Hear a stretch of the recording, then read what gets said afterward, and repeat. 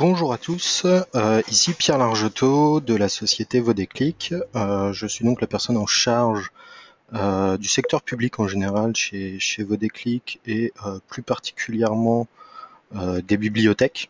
Donc bonjour à tous. Vous expliquer un petit peu avant le fonctionnement de ce webinaire. Donc, vous êtes tous ici pour suivre une présentation sur une manière de communiquer efficacement autour des ressources numériques en bibliothèque. L'idée de ce webinaire est venue du fait que j'avais précédemment fait un webinaire sur les outils marketing à disposition éventuellement des bibliothèques et faire un retour de notre expérience, nous, en tant qu'organisme privé sur des outils de marketing et de web marketing. Aujourd'hui, on va voir plus spécialement le fonctionnement du mailing et de l'emailing avec des outils et des méthodes pour que vous puissiez utiliser ces outils-là. Vous rappelez un peu le fonctionnement, donc pour tous ceux qui viennent d'arriver. Sachez que vous ne pouvez pas partager avec nous avec votre micro. En effet, le micro de tous les participants est coupé afin d'éviter une trop grande cacophonie durant la présentation. Vous avez néanmoins la possibilité d'échanger avec moi via votre outil de questions. Donc vous pouvez me poser des questions. D'ailleurs, Madame Sanchez m'en a posé une. J'y répondrai tout à l'heure, Madame Sanchez. Je la garde bien dans un coin. J'y répondrai en fin de webinaire.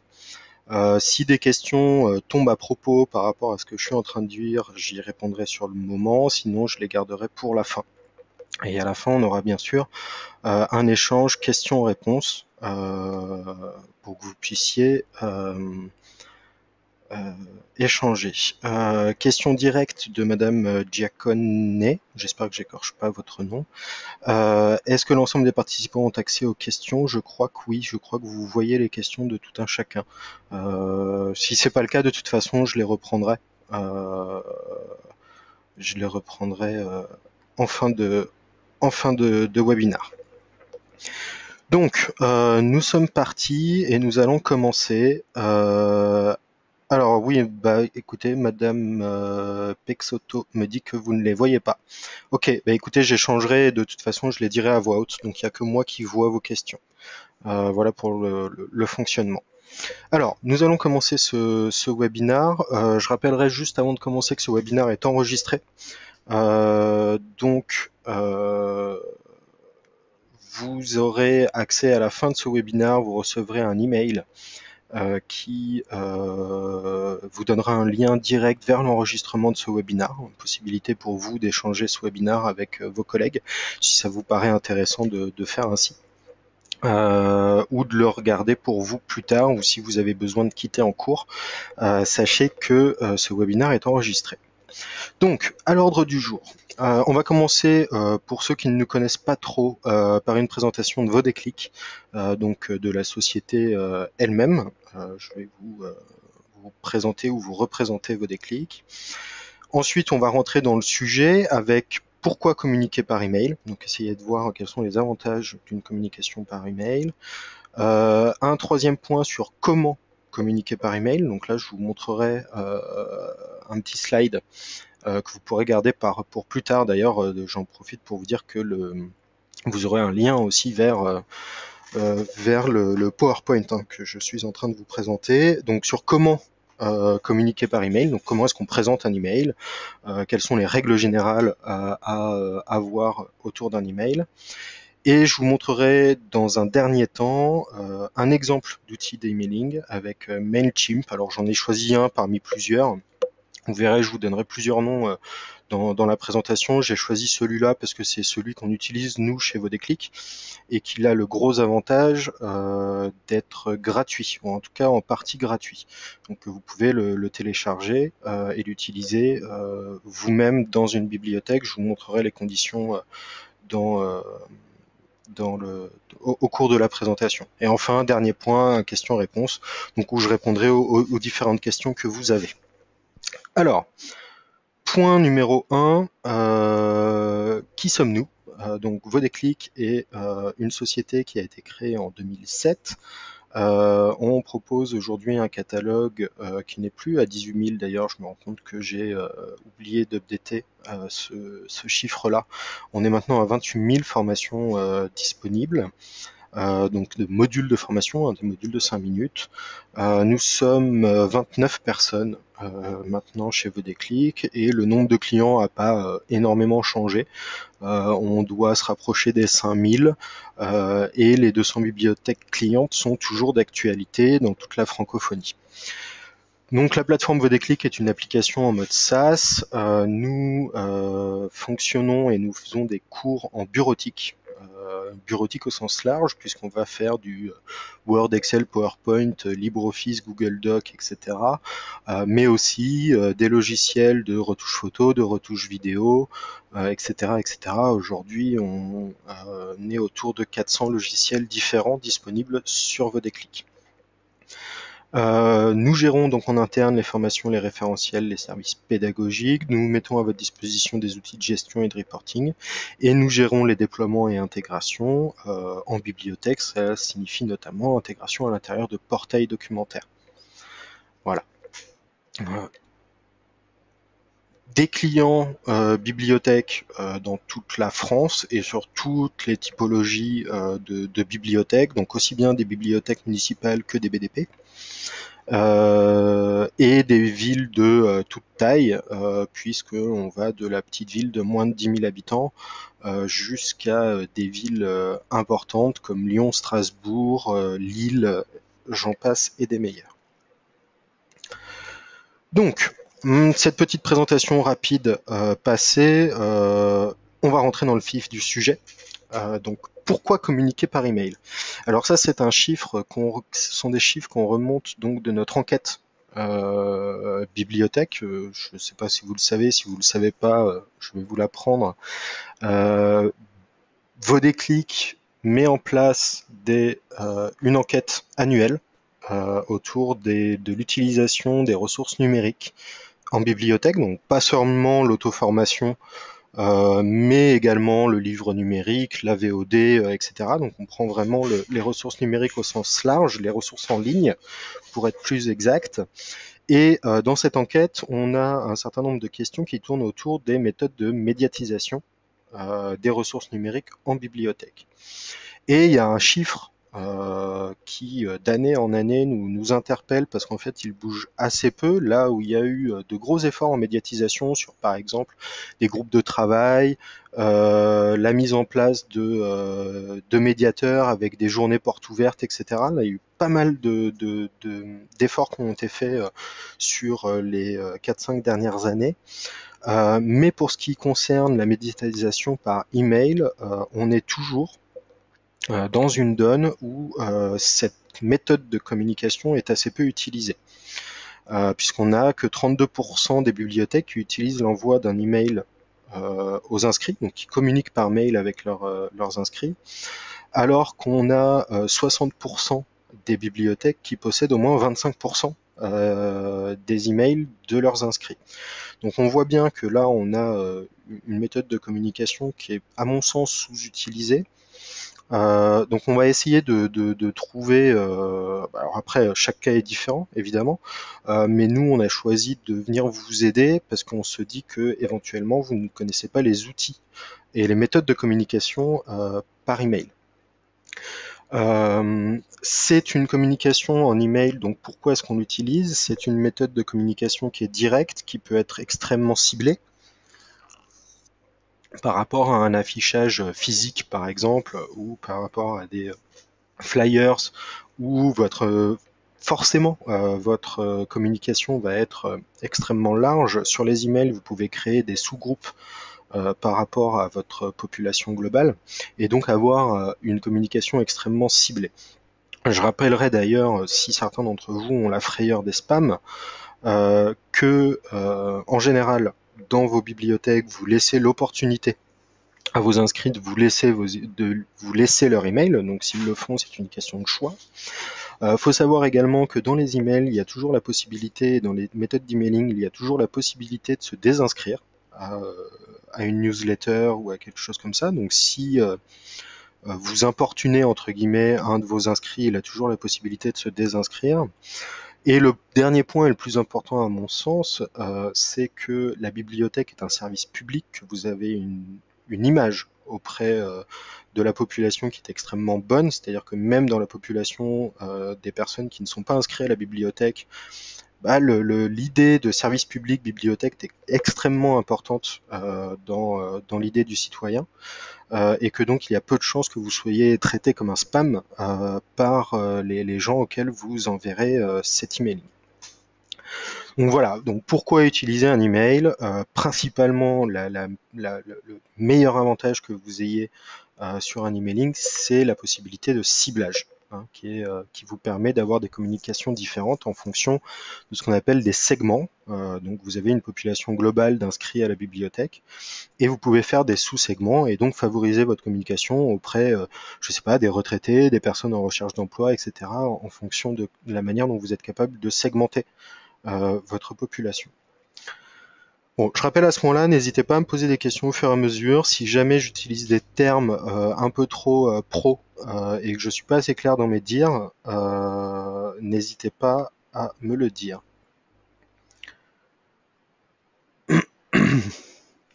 Alors attendez, on me dit qu'il y a des petits problèmes de son. Alors c'est peut-être dû à ma méthode de connexion. J'espère que ça ne va pas déconnecter, sinon je vous reprends tout de suite. Je vais désactiver le Wi-Fi parce qu'effectivement je passe peut-être plus facilement par le Wi-Fi. J'espère que ça va améliorer, que vous continuez à m'entendre. Normalement ça devrait fonctionner. Dites-moi si vous continuez à m'entendre, si vous pouviez me faire signe en me répondant oui. Ce serait bien.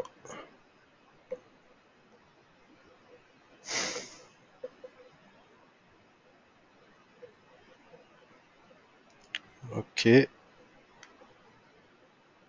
Est-ce que vous m'entendez? Est-ce que vous avez plus de son? Monsieur Jouvente me dit ok. Ok, tout le monde me dit ok. Ok, super. J'ai pas perdu la connexion, c'est le principal.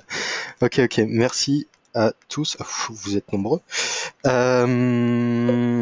D'accord. Bon, j'espère que ça va aller mieux. N'hésitez pas, Madame Allegrini. J'espère que le problème de son est un petit peu réglé. Normalement, ma connexion est meilleure. Si c'est pas le cas, c'est qu'à mon avis, ça vient de votre côté parce que tout le monde me dit que c'est ok. Ok, reprenons. Donc, les emails, pourquoi? Parce que c'est plus ciblé. Comment faire un email? Alors, cette fois-ci, c'est très simple. J'ai quelques conseils, on va dire, qui viennent du marketing. Le conseil principal, c'est la définition d'objectifs précis et réalisables. Je m'explique. N'envoyez pas d'email pour envoyer un email. Votre email, il a pour but d'avoir un sens et de vouloir dire quelque chose. Ayez en tête toujours que chaque communication doit avoir un public et que chaque public doit avoir une communication. Ça sont des règles très importantes en marketing. J'ai bien conscience que c'est pas toujours facile à identifier et que ça demande du temps. Néanmoins, je pense qu'en posant quelques réflexions de base sur ce que vous voulez dire, vous identifierez très vite un public auquel vous voulez le dire. Donc, comme je le disais juste avant, le mail a cette possibilité et ce gros avantage d'être extrêmement ciblé. Donc réfléchissez bien à ce ciblage et réfléchissez bien à ce que vous voulez dire à cette cible. La cible peut être extrêmement fermée et réduite comme les étudiants que vous avez inscrits à votre bibliothèque, et uniquement les étudiants, mais la cible peut être très large, ça peut être tous les inscrits de la bibliothèque. À vous de définir ce que vous voulez dire et à qui vous voulez le dire. Qu'entendez-vous par chaque public doit avoir une communication En fait, j'entends, même au sens très large, le mail par exemple va être une méthode de communication assez ouverte parce qu'en fait, la plupart de vos inscrits auront une adresse mail et ont un accès à Internet, à part quelques personnes à la marge, mais sinon, vous allez pouvoir toucher un petit peu tout le monde. Mais ensuite, on sait que, par exemple, un public plutôt âgé, type retraité ou personnes très âgées, vont être plus sensibles à une communication papier. Donc si vous communiquez par papier, ça veut dire que vous allez devoir adapter votre message à un public plus âgé, mettre en avant des offres de la bibliothèque, par exemple, qui vont plus s'adresser spécifiquement à cette population-là. Si vous communiquez sur les réseaux sociaux, par exemple, vous savez que vous allez toucher un public plus jeune, et donc là encore, vous allez adapter votre communication à votre public cible.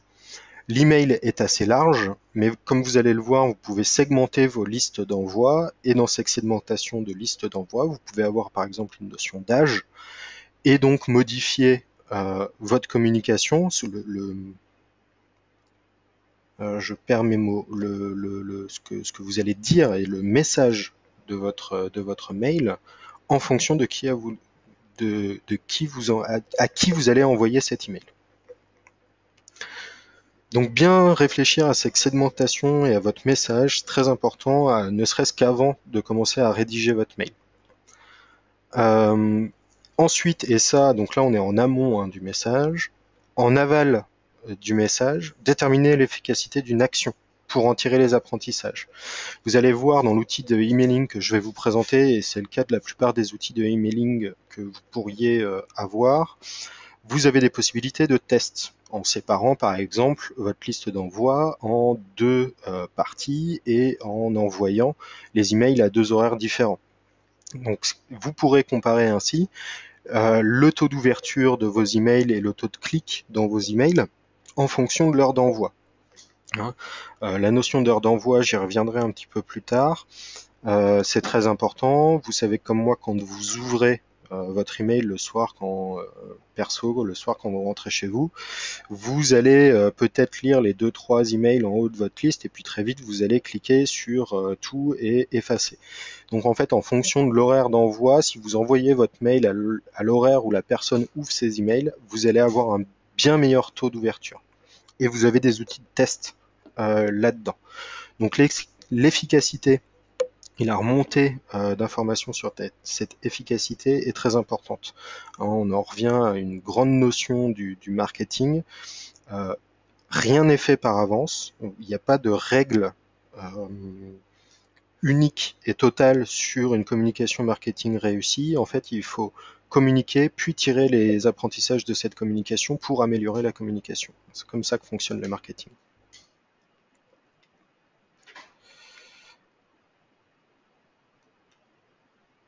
Donc ici, et ça je vous donnerai le lien en fait dans le mail que je vous enverrai à la fin du webinaire, c'est un visuel qui vous montre et vous explique les ingrédients d'un mail réussi.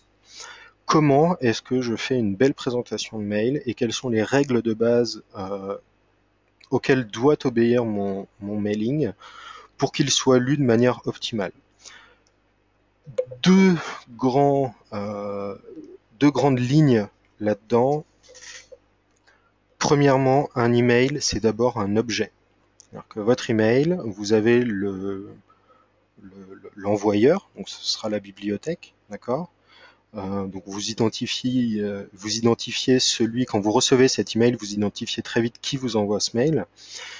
Et dans un deuxième temps, vous allez lire l'objet de ce mail. Donc l'objet de ce mail, il doit être court, concis, et il doit être alléchant. Et j'utilise à dessein un mot relativement large comme alléchant, parce que ça peut regrouper tout un tas de choses, mais il faut que votre objet de mail donne envie d'ouvrir le mail. D'accord ? Donc soyez le plus alléchant possible. Et là encore, le fait d'être alléchant va dépendre avec qui vous communiquez. Vous voyez bien ici que vous n'allez pas être alléchant de la même façon vis-à-vis d'un étudiant ou vis-à-vis d'une personne à la retraite. Donc encore une fois, la notion de ciblage est importante. Deuxième chose, pensez à ce qu'on appelle votre pré-header. Le pré-header, je vous le montrerai tout à l'heure, ce sont en fait les toutes premières lignes en haut de votre email. Dans la plupart des webmails et des outils de mail de courriel que vous avez dans le commerce, que ce soit Orange, Google, Outlook, Thunderbird, etc., vous avez l'expéditeur, vous avez l'objet du mail et vous avez les 3-4 premières lignes du mail qui apparaissent dans votre résumé, dans votre page où vous avez affiché tous vos mails. C'est de la même façon que votre objet doit être attirant, votre pré-header doit être attirant aussi. Il doit permettre encore une fois, d'être alléchant pour votre public. Et on a là vraiment objet plus pré-header, des choses qui sont vraiment très importantes dans le emailing parce que c'est ce qui va faire la différence auprès de la personne avec qui vous voulez communiquer. C'est ces deux choses-là qui vont faire que en moins de 30 secondes, la personne va décider d'effacer votre mail ou de l'ouvrir. Donc vraiment, faut mettre beaucoup d'emphase là-dessus et vraiment réfléchir à la manière dont vous voulez mettre en avant cette partie-là parce que c'est ça qui va faire que votre mail va être jeté à la poubelle ou pas. D'accord Et là encore, je ne peux pas vous donner d'exemple précis, ça va dépendre de votre bibliothèque, de la manière dont vous voulez communiquer, de votre cible, etc. etc., etc. D'accord Donc je suis désolé, je reste assez vague sur cette partie-là. Si vous voulez, vous pouvez détailler. Ce document est assez bien fait. Hein, il vous donne plein de règles sur la manière d'organiser, même des règles plus loin sur comment mettre en avant votre logo, quel format de template, donc de format global de votre email choisir, etc., etc. Et vous pouvez l'adapter à chacun de vos cas.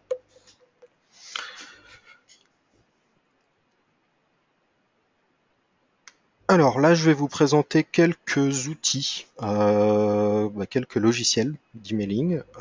Donc ici, vous avez Aweber, GetResponse, iContact, Constant Contact et Sarbacane, qui sont de bons outils d'emailing payants. Donc en général, les outils d'emailing sont basés sur un abonnement mensuel, d'accord, et vous payez mensuellement et vous avez accès à l'outil. Donc ceux-là sont vraiment très très efficaces. Je dirais qu'il faut déjà que vous soyez, pour vous permettre de payer et de dire à votre direction qu'il faut payer un outil de emailing, il va déjà vous falloir avoir fait quelques preuves. Donc ceux-là sont des très très bons outils, quasiment professionnels. Même professionnels, je dirais, hein, parce qu'ils sont utilisés par des grosses entreprises, avec des notions de segmentation, etc. Ils arriveront dans un second temps. Dans un premier temps, vous pouvez utiliser ceux-là, qui sont des logiciels gratuits. Alors je mets ou presque, parce que tous ces logiciels fonctionnent sur le système du freemium. C'est-à-dire que je vous montrerai dans MailChimp d'ailleurs comment ça fonctionne, mais en fait c'est gratuit jusqu'à un certain nombre d'emails envoyés par mois. Et au-delà de ce nombre d'emails envoyés par mois, vous allez rentrer dans un système payant. Et je vous montrerai le fonctionnement sur MailChimp. Tout cela marche très bien. Ils sont assez bons. Voilà, nous on utilise MailChimp pour... en fait, j'en sais rien pourquoi, celui qui le plaît le mieux à mon marketing.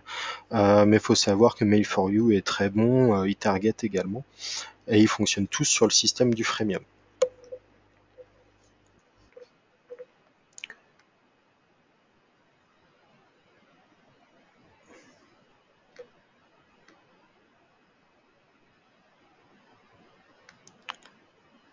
Ok, donc on va passer.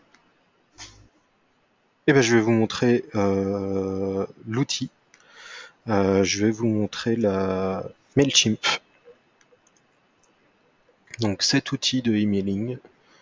Alors juste je vais faire une petite manipulation parce que en fait ça m'embête de l'avoir aussi loin. Hop, hop, je vais repasser sur l'écran principal. Voilà.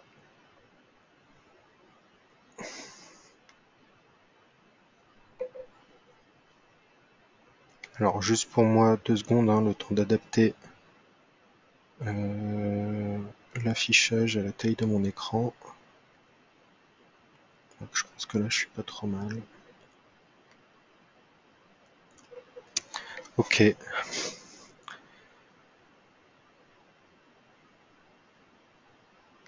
Ok, ok.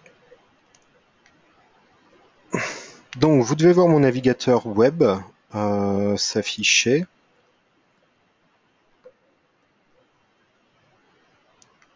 Et vous devez avoir Mailchimp ouvert. Donc, je vais revenir sur ma page d'accueil parce que j'avais fait quelques manipulations avant d'y aller. Donc, c'est un site web. Vous vous inscrivez. Moi, j'ai procédé à l'inscription. Vous vous inscrivez avec un identifiant et un mot de passe. D'accord? L'inscription est gratuite. Euh, Alors non, Madame Bonnat, Mailchimp est entièrement en anglais. En fait, il y a assez peu d'outils en français. J'essaierai de vous en retrouver en français. Mais c'est vrai que les outils sont principalement en langue anglaise. Après, c'est pas un anglais très compliqué. Surtout que je vais essayer de définir avec vous des termes avec vous, hein, pour bien comprendre de quoi on parle. Euh, mais la plupart de ces outils sont en langue anglaise. D'accord. Euh, alors, est-ce qu'on prévoit d'ajouter des formations Mailchimp sur la plateforme Vodéclic? Je ne crois pas que ce soit prévu à court terme, mais étant donné qu'on est sur un énorme renforcement de notre équipe éditoriale, hein, puisqu'on va plus que doubler les effectifs sur cette partie-là, il n'est pas impossible qu'on se mette à produire sur ce type d'outils qui sont des outils standards et qui peuvent être réellement utilisés par nos clients. Donc, j'ai pas de date à court terme, mais il est possible que courant 2016, on produise sur ce genre de logiciel. Ouais, je remonterai ça à mon éditorial parce qu'effectivement, ça me paraît être une bonne idée à moi aussi. Donc, je me suis identifié sur vos déclics. Alors, ouais, non, mon affichage est pas bon. Juste 2 secondes, je le remets à la bonne dimension. Hop, si vous bien m'excuser. Sur Mac, c'est pas toujours facile de bien, hop là, mettre la bonne taille. Voilà. Donc là, j'ai un affichage plein. Vous voyez tout mon écran. Donc vous voyez ici que je suis identifié comme Pierre Vodéclic. D'accord. Dans cette présentation, j'ai une notion de profil, de compte. Donc compte, c'est la gestion de mon compte payant ou pas. J'ai un système de notification dont je vous reparlerai par la suite. Et donc je retrouve mes informations de compte. J'ai un système d'aide ici à tout moment dans lequel je vais retrouver, donc par exemple quand vous commencez avec Mailchimp, vous avez une aide ici pour vous aider, create sign up form and response email. Donc là il va vous aider à créer des emails. Il va vous aider à intégrer Mailchimp dans Facebook. On va pas en parler de ça aujourd'hui, hein, parce que c'est assez particulier. Je vais revenir et on va voir comment, en fait, je vais essayer avec vous, euh, je vais essayer avec vous de vous montrer comment créer une première liste. On va créer une première liste. Euh, une première liste d'envois et comment est-ce que je fais une première campagne d'emailing. Ok. Donc j'ai Madame Pexoto qui dit pour info, j'avais trouvé il y a quelque temps un bon site web expliquant traduisant Mailchimp en français pour aider à prendre en main l'outil. Je cherche de mon côté l'adresse du site. C'est gentil Madame Pexoto, je ferai passer l'information pour que tout le monde l'ait. Et pouvez-vous remontrer la liste précédente des outils? Vous aurez la liste dans le PowerPoint que je vous enverrai par mail. Donc vous retrouverez cette liste dans le mail que je vous enverrai. D'accord. Je la réafficherai en fin de présentation si vous voulez le reprendre manuellement. Voilà. Donc, alors, quand on utilise un outil de emailing, la première chose à faire est de créer une liste. Donc cette liste, c'est en fait la liste des emails que vous allez avoir dans votre Mailchimp. Donc vous avez un bouton ici, Create List, donc créer une liste, et vous donnez un nom à cette liste. Donc moi je vais dire test vos déclics, d'accord. Mais ici vous pouvez très bien avoir liste des inscrits, etc., etc. Le default from email, c'est l'adresse à laquelle les gens vont répondre. Donc vous savez, quand vous cliquez sur répondre dans un email, vous avez la possibilité de créer une boîte de réponse. Et donc là, vous mettez un petit peu ce que vous voulez. Donc moi je vais mettre contact@vodéclics.com, mais vous pouvez vous créer une boîte mail plus particulière pour répondre à cette liste-là particulièrement. Donc ça pourrait très bien être bibliothèque @vodéclics.com, et donc tous les emails qui vont être en réponse aux différents emailing que vous allez faire à partir de cette liste vont être répondus vers cette boîte particulière. Le default from name, c'est le nom que vous allez voir par défaut, enfin que votre interlocuteur va avoir par défaut dans son outil de mailing, enfin dans son outil de mailing, dans sa boîte de réception. Et donc là, vous pouvez voir, je sais pas, service bibliothèque, vos déclics. Donc ça, c'est le nom de l'expéditeur que la personne va voir apparaître dans son mail, dans sa boîte de réception. D'accord. Ici, vous pouvez vous mettre un rappel à vous-même sur Remind people how they got in your list. Rappelez à vos interlocuteurs pourquoi est-ce qu'ils sont dans cette liste. Et donc vous avez un exemple, you are receiving this email because you hopped at our website. Vous avez reçu cet email parce que vous vous êtes inscrit sur notre site web. Et donc ça va être un petit reminder qui va se trouver en haut de votre email et qui va rappeler pourquoi est-ce que les gens reçoivent un email. D'accord ? Vous avez la compagnie, l'organisation, l'adresse, etc. Le numéro de téléphone que vous avez. Vous pouvez attacher également à cette liste un système de notification, parce que évidemment, vous avez la possibilité de inscrire, ou les gens ont la possibilité de s'inscrire ou de se désinscrire de cette liste. Et vous pouvez vous donner en fait des notifications, daily summary, summary of subscribe and unsubscribed activity. Donc là, une fois par jour, vous allez recevoir un email qui vous donne le nombre total de personnes qui se sont inscrits sur cette newsletter et les gens qui se sont désinscrits de cette newsletter, donc pour avoir un suivi.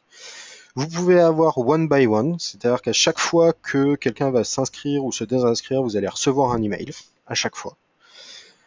Et one by one, vous avez le subscribe et le unsubscribe one by one, où vous pouvez voir un par un ce qui est fait.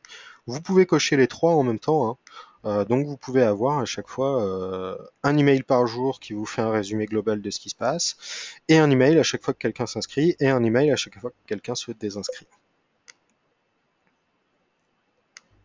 Alors l'objet du mail ici, c'est pas ce qu'on va gérer ici.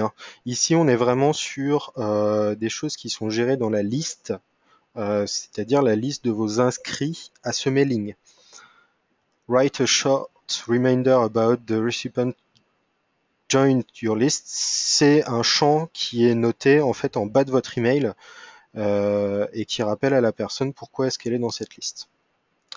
Donc, une fois que j'ai donné ce nom, que j'ai choisi un petit peu la manière, donc moi je veux des notifications juste journalières, je sauve, d'accord. Ah oui, il y a un accent. Donc là, vous voyez, il me donne un message d'erreur, comme quoi mon adresse mail n'est pas valide. Il y avait un accent, donc forcément elle n'est pas valide. Hop. Je resélectionne, voilà. Ah, j'ai encore une erreur, j'ai pas mis ici la raison. Voilà, bon, je marque un petit peu n'importe quoi. C'est pas grave, c'est pour l'exemple. Voilà. Ici, j'ai donc créé une liste qui s'appelle test vos déclics. Et dans cette liste, pour l'instant, je n'ai personne. D'accord ? Donc, je vais aller ajouter des subscribers, des gens qui sont inscrits à cette newsletter. Je peux le faire manuellement avec ici un petit template, donc un petit formulaire que je vais remplir, adresse mail, premier nom, prénom, nom de famille. This person gave me permission to add it to my list. Il faut bien cliquer cette partie-là, d'accord? Bien vérifier que c'est pas un ordinateur qui fait ça automatiquement. Et vous pouvez updater son profil. La deuxième façon de fonctionner, et vous me direz, à mon avis, vous l'attendez, quand je fais, vous pouvez faire Import Subscriber. Donc dans Import Subscriber, je peux, à partir d'un fichier Excel, importer une liste de noms et d'adresses mail. Donc soit en CSV ou TXT file, soit en XLS, soit Integrated Services, ça vous n'allez pas l'utiliser, c'est vraiment quand vous avez des outils très professionnels où vous mettez des liens directs entre vos logiciels professionnels et votre outil de emailing. Par exemple, on pourrait imaginer ici intégrer directement la liste des personnes inscrites sur vos portails documentaires et l'intégrer directement, créer un connecteur en fait entre Mailchimp et votre liste d'adhérents inscrits sur vos portails documentaires. Donc ici l'exemple que je vais prendre, c'est que je vais faire un copy-paste, donc un copier-coller depuis un fichier XLS, d'accord. Donc je sélectionne cette partie-là, je fais Next. Ici, il va évidemment me présenter un tableau, d'accord, et je vais aller chercher dans une liste. Alors ici, j'ai une liste d'étudiants, par exemple. Hop. Voilà, j'ai une petite liste d'étudiants à l'INSEC que je vais... non, c'est pas celui-là que j'avais vu. Excusez-moi. Voilà, c'était plutôt, je m'étais préparé un petit exemple. Donc vous voyez ici, j'ai une liste d'adresses mail avec le nom et le prénom. Tout simplement, je vais sélectionner, hop, comme ceci.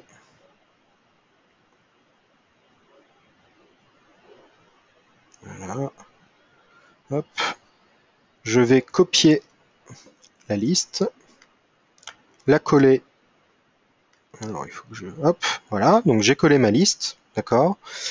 I understand that by billing plan may be automatically upgraded. Alors, ici c'est une particularité. Je vous parlais tout à l'heure que Mailchimp était un outil en freemium. Donc en fait c'est gratuit tant que vous ne dépassez pas un certain nombre d'inscrits dans vos mailing lists. Ce nombre va jusqu'à 2000. Au-delà de 2000, il commence à facturer, mais si vous avez moins de 2000 personnes, Mailchimp est gratuit, d'accord? Donc ici, je comprends que si j'inscris plus de 2000 personnes, automatiquement, il va me demander une facturation, d'accord? Je clique sur Next, et donc là, il va venir importer ma liste. Alors, il a un peu de mal à faire le lien.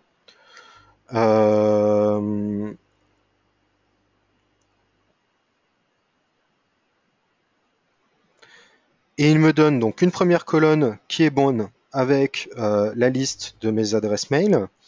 Ici, il me dit oh unnamed parce qu'en fait il n'a pas réussi à reconnaître la colonne. Donc j'ai un petit bouton soit skip qui me permet d'enlever la colonne et de dire bon en fait cette colonne là ne marche pas, soit edit et donc je vais sélectionner. Voilà, et bien là j'ai mes last name, donc il s'agit de mes noms de famille et j'identifie pour Mailchimp.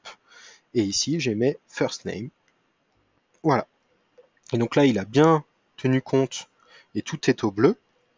Donc on est bon. Je save. Next.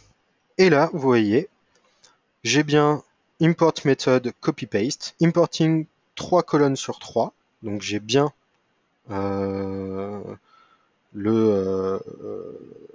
la liste que j'ai. D'accord. Et je vais importer ma liste. Et voilà, j'obtiens une liste donc teste vos déclics, j'ai 52 personnes inscrites dans cette liste, et ici j'ai l'ensemble des personnes inscrites à cette liste. D'accord? Donc, pour vous montrer ça, vous avez l'adresse mail ici. Vous voyez que là, d'ailleurs, j'ai reçu un email de la part de MailChimp qui m'indique que j'ai bien importé les personnes. Donc j'ai l'adresse mail ici, j'ai le prénom là, le nom de famille ici, member rating, donc par défaut vous êtes à 2 étoiles. Ce rating en fait vous permet d'identifier les personnes qui cliquent le plus régulièrement dans vos campagnes de mailing. Donc plus monsieur Abaidi va cliquer dans mes mails, dans les mails que je vais lui envoyer, plus son rating va augmenter. Et donc vous allez pouvoir comme ça identifier simplement les personnes qui ouvrent très régulièrement vos mailings. Alors, j'ai un certain nombre de questions pour quand j'en arrive là.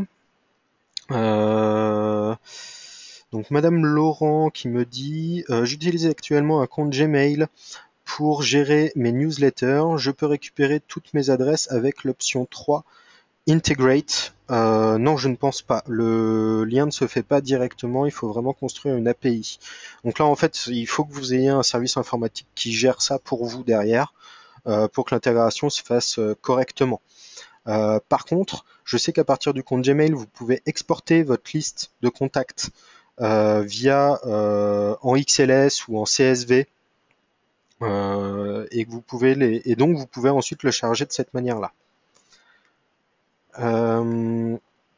Peut-on exporter une liste depuis le carnet d'adresses d'un opérateur comme Orange par exemple? Oui, exactement de la façon dont je le disais juste avant. Il va falloir que vous fassiez un export en format tableur pour pouvoir l'importer tranquillement dans MailChimp.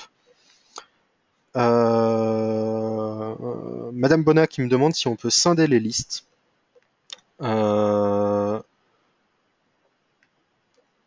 Est-ce qu'on peut scinder les listes? Oui, tout à fait. En fait, vous pouvez à l'intérieur de ces listes les segmenter. Donc vous avez ici un outil de segment que vous pouvez créer et vous allez pouvoir en fait segmenter en fonction de divers notions que vous avez, puisque là j'ai importé le minimum si vous voulez, l'adresse mail, le nom, le prénom. Mais vous pouvez importer un certain nombre d'autres informations. La langue, la localisation, le member rating, etc., etc., etc. Et vous pouvez donc créer des segments qui, à l'intérieur de cette liste, ne vont répondre qu'à un certain nombre d'adresses. D'accord? Et vous pouvez les trier de cette manière-là et vous créez des sous-segments. Et donc vous n'êtes pas sans arrêt obligé de communiquer à la totalité de votre liste, mais vous pouvez communiquer à des sous-segments. D'accord? Et c'est là que la notion, par exemple, de date de naissance va être importante. Vous allez pouvoir créer des sous-segments en fonction de la date de naissance. Ok, je vais essayer d'avancer un petit peu parce que le temps s'écoule et on va un peu vite. Si vous avez plus de questions, si vous voulez avoir plus d'infos, n'hésitez pas à revenir vers moi par téléphone ou par mail. Hein. Ce sera avec plaisir que je répondrai à vos différentes questions en direct, mais j'aimerais juste pouvoir avancer. Je vois que ça vous intéresse beaucoup. Donc, une fois que j'ai ma liste, je vais revenir sur ma page précédente. Donc, j'ai ma liste. Je vais revenir sur ma page principale. Alors, est-il plus intéressant de créer plusieurs listes plutôt que des segments? Je pense qu'il est plus intéressant de créer des segments à l'intérieur de vos listes, avec en tête que vous ne pouvez avoir qu'une adresse mail par liste. Je m'explique. Vous ne pouvez pas avoir le même utilisateur dans deux listes différentes, pour être plus clair. D'accord? Donc, à mon sens, et la manière dont nous, on utilise vos déclics, c'est qu'on a une liste globale avec la liste, par exemple, de toutes les bibliothèques clientes vos déclics. Et à l'intérieur de ces bibliothèques, on a des segments et on sépare, par exemple, les BDP et les bibliothèques municipales. Donc si on veut faire une communication globale sur l'ensemble des bibliothèques, quel que soit le type de bibliothèque eh bien on va ouvrir, on va communiquer à l'ensemble de la liste. Si on veut avoir un message très ciblé uniquement sur les BM, on va sélectionner le segment BM. Voilà.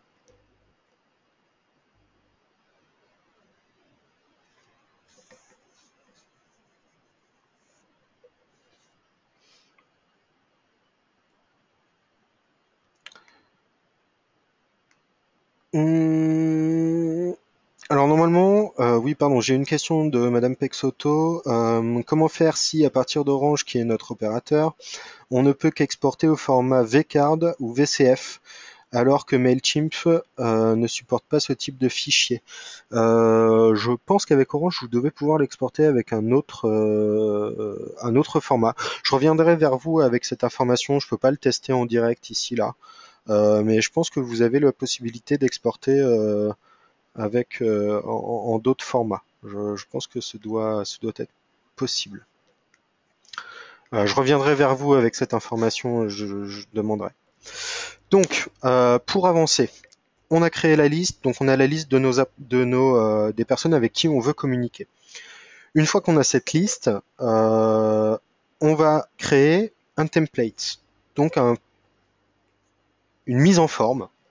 Vous voyez que j'en ai déjà créé un. Donc vous pouvez créer des templates par défaut qui sont mémorisés dans votre espace personnel de Mailchimp. Pour vous montrer un petit peu la méthode de création, je vais cliquer sur Create Template. Donc j'ai des templates basiques. Donc vous voyez, j'ai une colonne, deux colonnes banded. Alors je ne sais pas exactement ce que ça veut dire. Une puis deux colonnes, une colonne puis deux colonnes banded. Je ne sais toujours pas ce que veut dire banded. Je m'en renseignerai. Un puis deux puis un, etc., etc.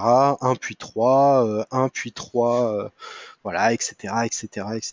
Vous voyez qu'il y a énormément de façons de faire. Vous avez des thèmes globaux avec des choses plus colorées, d'accord. Et ces thèmes, vous pouvez, voilà, avoir un truc en alerte. Voilà, alerte rouge. Ça, c'est les communications d'urgence, d'accord, hein. Vous avez une communication d'urgence à faire, mais vous allez mettre en avant comme ça un mail rouge pour attirer l'attention. Vous avez des choses en e-commerce, vous avez, enfin, vous voyez, Facebook friendly. Vous avez tout un tas. Vous avez kids. Donc voilà, des pré-mails qui ont été créés pour s'adresser spécifiquement aux enfants, avec des templates déjà créés que vous pouvez réutiliser. C'est complètement dedans. Donc vous sélectionnez, on va reprendre les basiques, hein. Donc on va reprendre une communication en 1 puis 3, par exemple. Je sélectionne donc le template que je choisis. Et en fait, très simplement, dans Mailchimp, on va fonctionner sur un système de drag and drop. Donc là, il est en train de loader la page, c'est un petit peu long. Mais vous voyez qu'en fait, mon email est décomposé en divers endroits. Ces endroits que je peux déplacer, que je peux, voilà, je peux les bouger, les mettre à l'endroit que je veux, d'accord. Je peux dropper des images, etc. Donc là, on est plutôt sur du e-commerce, hein, donc vous avez product name qui est noté là. Mais tout ça peut s'adapter. Vous voyez que j'ai un champ ici et je peux mettre les trucs que je veux, hein, et puis je vais mettre une image du dernier roman que je veux avoir là. Ici, au lieu de mettre buy now, bah, je peux échanger également le texte, d'accord, et je peux mettre lien vers catalogue. Et donc vous pouvez faire des liens directement vers votre catalogue en ligne ici, et donc ce sera ici un lien cliquable, puisque vous voyez que vous mettez l'adresse web ici, d'accord, et donc je peux rentrer l'adresse mail, enfin l'adresse URL que je veux, et quand la personne cliquera sur ce lien, ça ira directement sur cette adresse web là. Je passe pas énormément de temps, je pense que c'est très lisible la manière dont ça fonctionne. On est sur du drag and drop, donc voilà. Si je veux dupliquer je peux voilà, dupliquer de cette manière-là. Donc vous voyez que je me retrouve avec 3 images. Je peux la mettre à la poubelle et je peux deleter le segment si j'en ai envie, etc., etc. Et donc le template se met à jour comme vous voulez. Petit point sur ce que je vous disais, vous avez ici le pré-header, hein, donc ce que je vous parlais au début avec les 3-4 lignes ici, qui vont être réellement très importantes de modifier, d'accord? Donc ici vous pouvez mettre le texte que vous voulez, tout en sachant que c'est vraiment celui, il fait partie des premiers textes que vont lire vos vos inscrits, et donc il est important d'être le plus clair et le plus alléchant, pour reprendre encore ce terme, possible vis-à-vis de ça. Donc quand je save and close, hop, vous voyez, mon inscription est revenue ici. Voilà. Donc je ne sais pas si vous avez plus de questions sur ce template. Je pense que c'est relativement clair. Après, c'est à l'usage, hein. Vous voyez que vous pouvez également prendre des liens, hop, et les importer pour les insérer à l'endroit que vous voulez. Vous voyez, ici, j'ai importé un espace avec les liens de partage Facebook, Twitter et mail. Et ici, vous rentrez les différentes notions que vous voulez. D'accord, et vous pouvez ajouter des services. Donc, je vais pouvoir partager directement. Si la personne clique sur share sur Facebook, eh ben, ça va partager l'information de votre emailing sur son Facebook personnel. Voilà, donc ça, c'est des communications de cette manière-là. Je vais revenir sur la page principale. Hop. Ah oui, il faut que je nomme mon template, mais je vais cancel.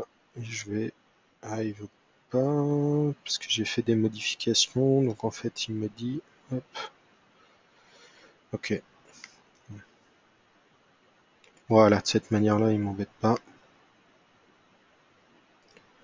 Ok. Donc, j'ai créé un template.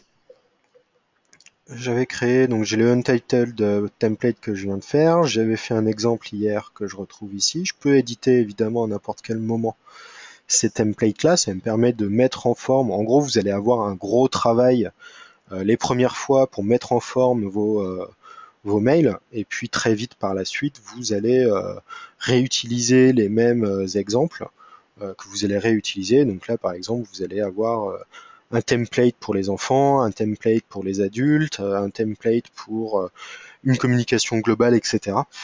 Et que vous allez réutiliser à chaque fois. Donc j'ai ma liste, j'ai mes templates, et maintenant je vais pouvoir créer une campagne de communication. Donc la campagne de communication, c'est vraiment l'envoi de mail par lui-même. Alors pourquoi est-ce qu'on ne fait pas, en fait, sur les différents outils, vous ne faites pas de mailing une fois, vous créez ce qu'on appelle des campagnes de mailing. Donc quand vous créez une campagne, vous allez choisir le type de campagne, une regular campaign, donc c'est une campagne normale, je dirais. Plain text campaign, vous l'utiliserez assez peu, c'est si vous voulez envoyer des mails très simples en format texte, sans habillage, pour des communications très...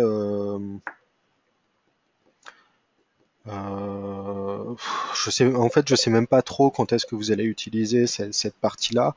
En gros, si vous avez peur que votre mail passe pas parce que les images passent pas sur l'ordinateur de vos inscrits, vous utilisez le plain text, où en fait vous n'envoyez que du texte et vous êtes sûr que votre mail va passer. D'accord? Le A/B testing campaign, ça j'en parle un petit peu parce que c'est ce que je vous disais sur le test. Sur les tests que vous allez pouvoir faire. Donc on va tester celui-là. Donc je sélectionne cette campagne. Je sélectionne une liste. Donc ici j'en ai qu'une seule, donc il me la sélectionne par défaut. Si j'en avais plusieurs, il me demanderait à quelle liste je veux envoyer. Donc test vos déclics, 52 récipients. J'envoie la totalité de la liste. Est-ce que j'envoie aux différents segments? J'ai pas fait de segment, mais j'ai la possibilité. Je peux sélectionner un groupe ou un segment, et donc sélectionner ici, sans avoir créé de segment auparavant, à qui je vais l'envoyer ou pas. Et je peux créer un segment direct en copiant ici la liste des emails à qui je veux envoyer. Donc je peux vraiment faire un simple un simple envoi comme ça. Moi, je vais envoyer à ma liste complète. Voilà, je clique sur Next. Au fur et à mesure, vous voyez en bas, hein, je m'en aperçois maintenant, mais que vous avez l'état d'avancement, hein. Donc ici, je suis dans les variables. Donc, je vais mettre les subject lines. Alors, c'est là qu'on arrive sur la particularité de mon envoi, sur le A/B list. En fait, vous allez vous créer à partir de la liste vos déclics, test vos déclics. Vous allez vous créer deux sous-listes qui vont être réparties automatiquement par Mailchimp. Le but de ces deux sous-listes est de tester une méthode d'envoi par rapport à une autre. Donc vous allez tester, par exemple, deux objets de mail différents. Il y aura un objet de mail qui sera envoyé à une partie de votre liste et un autre objet de mail qui sera envoyé à l'autre partie de votre liste. Et vous, à la fin, vous allez pouvoir voir quel est l'objet de mail qui est le plus ouvert. Et donc adapter par la suite votre communication à cet objet de mail. Vous pouvez en tester 3, vous pouvez jusqu'à 3. Honnêtement, je vous conseille de vous limiter à 2 pour pouvoir analyser les résultats. D'accord? Vous pouvez changer le name, donc le nom de l'expéditeur. Est-ce que bibliothèque je sais pas, je pense par exemple à la bibliothèque de Dinan ou Dinar, zut, je me souviens plus, qui a un autre nom qui s'appelle l'ours. Alors excusez-moi si quelqu'un de la bibliothèque de Dinan ou Dinar est là, de ne pas me souvenir exactement, mais bref, il y a souvent des bibliothèques avec deux noms. Je vais prendre une que je me souviens de Boulogne-Billancourt qui s'appelle aussi Le Cube. Donc est-ce que si j'envoie le mail de bibliothèque de Boulogne-Billancourt, est-ce que j'ai plus d'ouverture que si j'envoie le mail depuis le nom d'expéditeur Le Cube? Et je vais pouvoir comparer les deux. Je vais pouvoir scinder également les contents, donc mettre deux templates différents pour chacune des deux parties. Et je vais pouvoir aussi faire varier l'heure d'envoi et faire 2 heures d'envoi différentes en fonction de ma catégorie A ou de ma catégorie B. D'accord? Je peux choisir dans quelle proportion j'envoie à A et dans quelle proportion j'envoie sur B. Et je vais avoir, en fait, à la fin de mon template, je vais avoir donc les résultats. Alors, je vais revenir maintenant que je pense que vous avez compris. Est-ce que j'ai été clair sur le fonctionnement de ces ratings et de cette méthode de comparaison? Ok, ok, merci.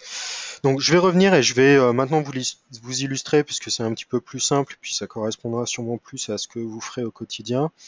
Une campagne classique. Donc, je reviens dans campagne. Je sélectionne Create Campaign, Regular Campaign. Et donc là, en fait, vous allez très vite comprendre, hein, je sélectionne ma liste, ou mon segment, ou mon groupe, enfin, comme on l'a vu avant. Je donne un nom à ma campagne, par exemple, newsletter mensuel, ou plutôt, on va la jouer plus francophone, lettre d'information globale mensuelle. Voilà. Ici, je vais mettre le sujet de l'email. Donc, si je reviens au truc test, si j'avais sélectionné le fait de tester deux objets de mail différents, mais ici, au lieu d'avoir une ligne, j'aurais deux lignes. D'accord? On se comprend bien, hein.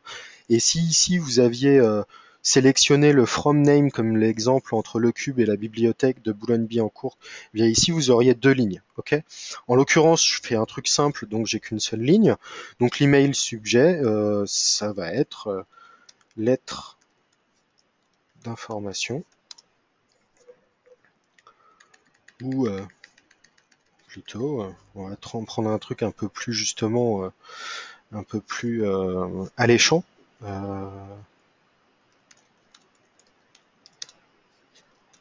Quelle nouvelle? Ah, là. bibliothèque. Voilà. Bon, je ne garantis pas que ce soit la meilleure phrase d'accroche du monde, mais au moins on est sur quelque chose, vous voyez, d'un peu plus cool et accrochant que lettre d'information.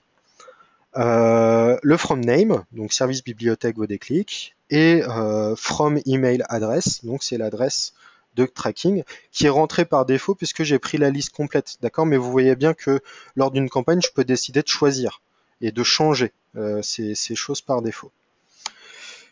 Ici, vous avez, alors je vous déconseille de décocher ou de recocher ces lignes-là. Ce sont des trucs qui sont mis par défaut et qui sont assez bien faits.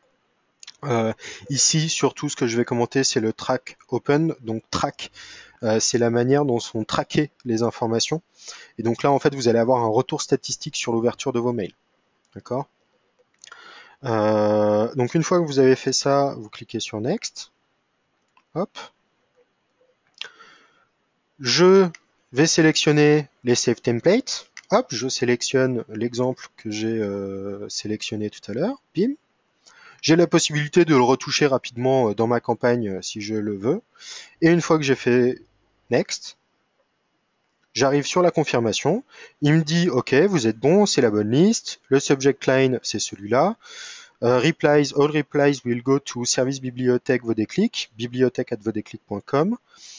Le tracking est OK. HTML email, donc ça c'est bon. Le template, il est bon. Le plain text email, il est bon également. Vous avez une option pour le passer en plain text si la personne n'arrive pas à afficher les images. L'email authentication est bon. Tout est bon. Et je peux cliquer sur Send. Alors je vais pas le faire parce qu'ici j'ai pas envie que mes personnes reçoivent cet email. Si je clique sur Send, l'email va partir immédiatement. Je peux cliquer sur Schedule. Alors Schedule en anglais ça veut dire planning ou prévoir.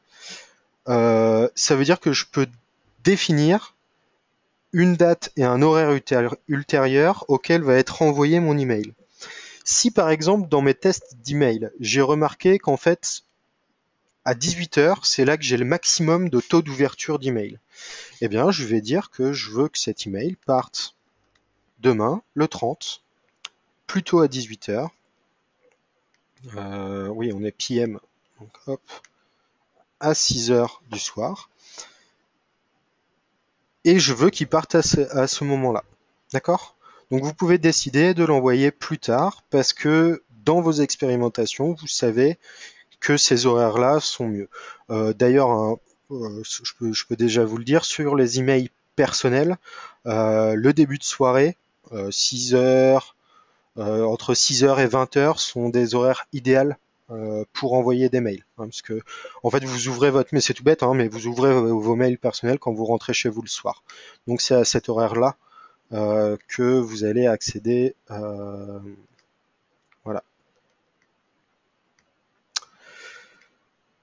Donc j'ai fait ma campagne. Je peux la sauvegarder, hein, évidemment. Hop, je vais faire un petit cancel ici. Mais vous voyez qu'ici, je peux, au lieu de l'envoyer, je peux faire Save and Exit. Et je veux exiter vers le dashboard. Voilà. Et si je retourne dans Campaigns, eh bien, je vais avoir une campagne ici reprise, lettre d'information globale, et je peux la récupérer au fur et à mesure plus tard. Voilà. Je pense que dans les grandes lignes, on a fait le tour. Ah, pardon. Je voudrais vous montrer les rapports, même si je ne vais pas avoir grand-chose. Dans les rapports, c'est là que vous allez avoir toutes les informations. Alors évidemment, j'ai pas fait de campagne ici, moi, mais je vais avoir ici tous les rapports de campagne. Donc un rapport de campagne, qu'est-ce que c'est? Vous allez avoir deux grands chiffres principaux qui vont apparaître. Le premier chiffre, c'est le taux d'ouverture, c'est-à-dire le nombre de personnes sur la totalité qui a ouvert l'email, qui a juste ouvert l'email. Le deuxième chiffre important, ce qu'on appelle le taux de clic, le taux de personnes qui a ouvert l'email, puis qui a cliqué sur un lien de votre email. Et vous allez même pouvoir avoir un tracking par lien et voir les liens qui sont le plus cliqués dans vos emails et donc adapter votre communication par la suite. Là, on en revient vraiment à une notion très importante en marketing, ce que je disais tout à l'heure, le retour d'expérience. Vous faites un mailing, vous avez les rapports qui vont bien derrière, étudiez ces rapports parce que ces rapports vous donnent des informations sur la manière dont vous communiquez et la manière dont vous appréhendez la communication. Hop. Oui, c'est bon, c'est rebranché. Ok. Automation. Là, on rentre dans un cycle encore plus loin, une automatisation des emails.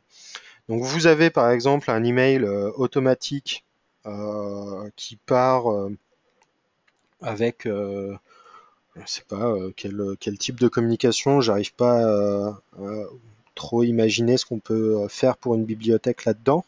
Mais en gros, ça vous permet d'automatiser par exemple un départ de mail tous les mois. Donc tous les mois, vous allez prévoir un départ de mail qui sera identique euh, de mois en mois. Vous allez avoir cette partie-là. Ok. Euh,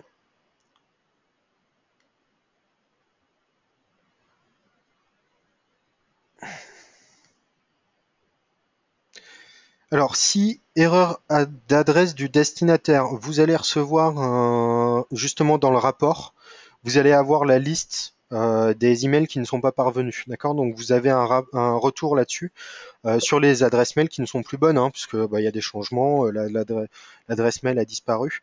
Donc vous avez ce genre d'informations dans le rapport. Hop.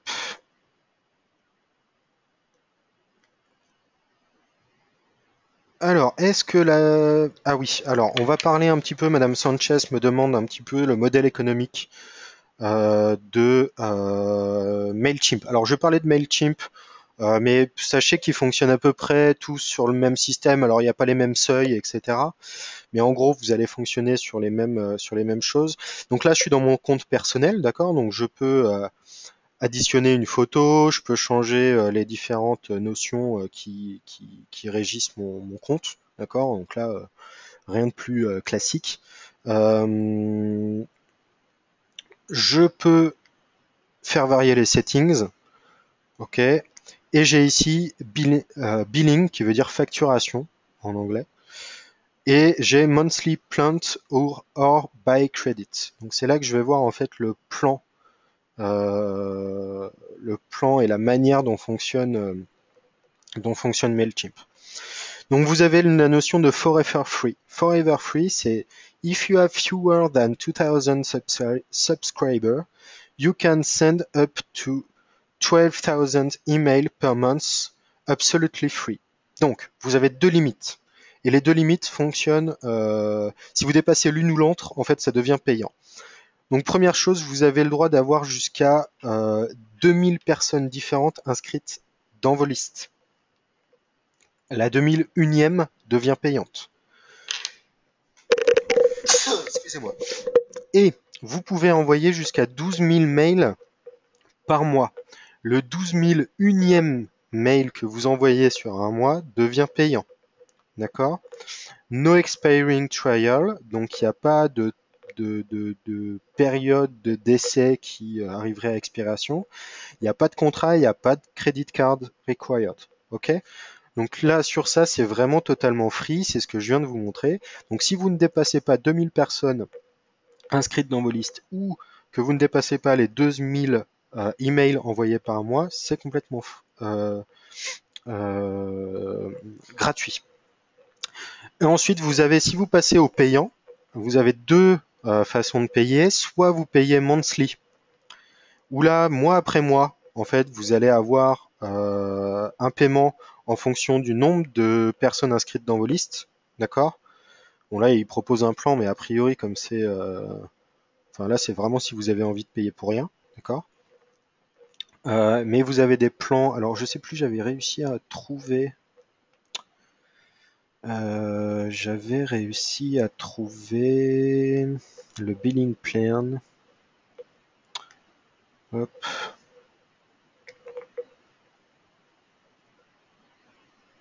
Donc ça c'est comment je paye. Billing history. Ok. Donc c'était pas là-dedans.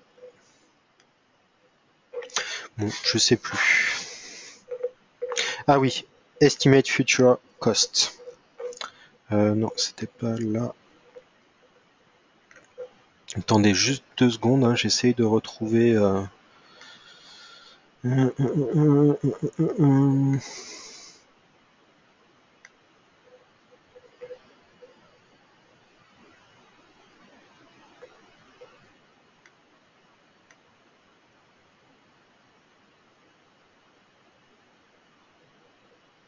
J'avais un truc qui me permettait de.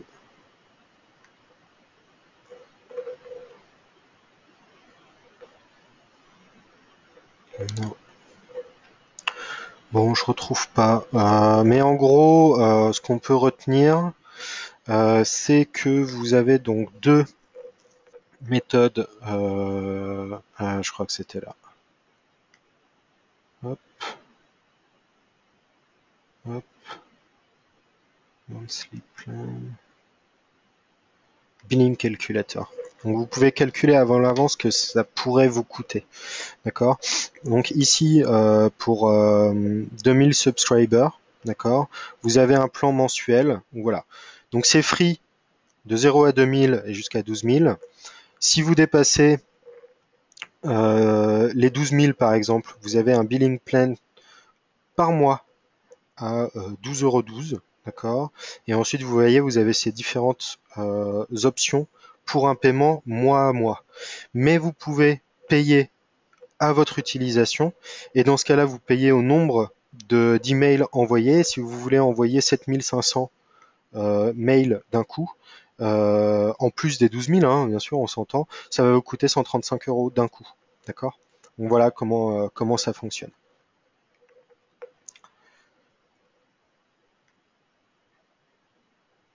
Ok. Merci pour à vos souhaits, c'est gentil. Que fait Mailchimp des données que nous lui donnons? Est-ce qu'elles sont utilisées à des fins commerciales? Non. Ils sont régis par les lois, enfin par les règles de la CNIL. Donc eux n'ont aucun droit d'utiliser les mailing lists que vous leur donnez, enfin que vous inscrivez chez eux à des fins commerciales. Alors, c'est pas du tout Facebook. D'ailleurs, vous avez vu, hein, quand je me suis inscrit, je n'ai maintenant vous l'avez pas vu, mais en fait quand je me suis inscrit, je n'ai pas coché de enfin, j'ai coché des trucs d'agreement d'utilisation et dedans c'est bien marqué qu'ils ne font aucune utilisation commerciale des mails que vous leur laissez.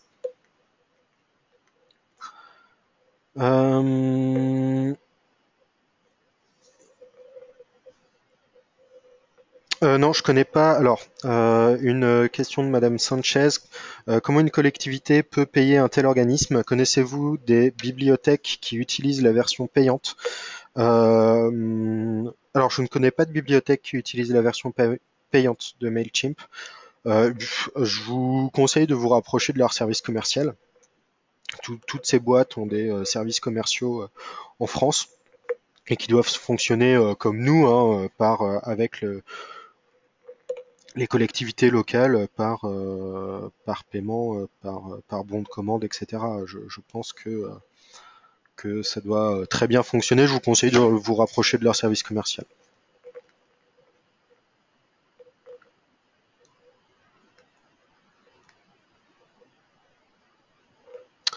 Alors, un usager peut se désinscrire. Où faut-il qu'il nous fasse la demande? En fait, par défaut, dans l'email que vous envoyez dans le footer, donc dans la partie la plus basse de l'email, vous avez un lien de désinscription. C'est une obligation quand on fait des emailing, donc c'est une obligation légale.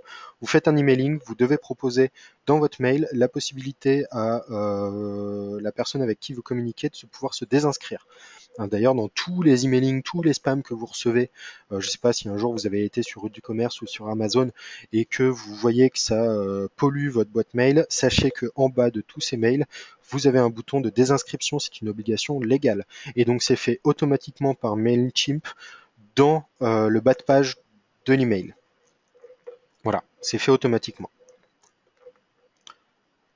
Oui, ma BDP n'a pas de carte bleue, donc là encore, hein, je vous enjoins à joindre leur service commercial.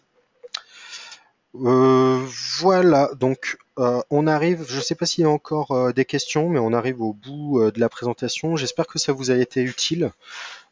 C'est vrai qu'une heure, c'est très rapide pour couvrir l'ensemble des usages et des possibilités. Peut-être que je referai un webinar moins sur les outils de emailing et plus sur comment est-ce qu'on crée un bel email. Euh, voilà. Petite question, peut-on avoir un aperçu du message avant envoi? Oui, tout à fait. Vous verrez dans les options, bon, je ne vais pas y retourner parce que bon, voilà. Mais vous avez tout à fait la possibilité d'avoir un aperçu de ce que va rendre l'email euh, avant que vous l'envoyiez, évidemment. D'autres questions? Je pense qu'on...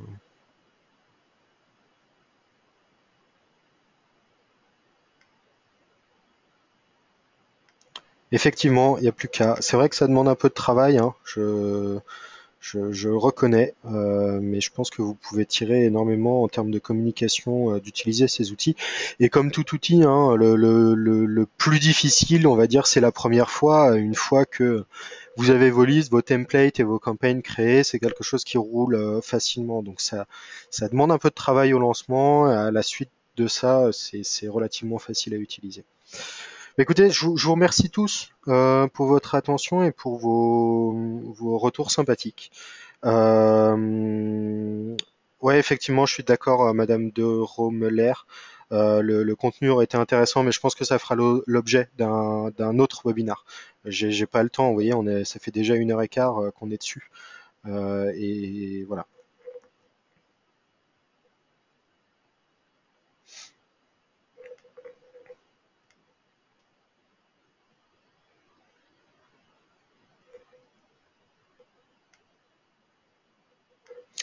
Très bien. Écoutez, à très bientôt. Et puis, je vous souhaite une bonne fin de journée à tous. Au revoir.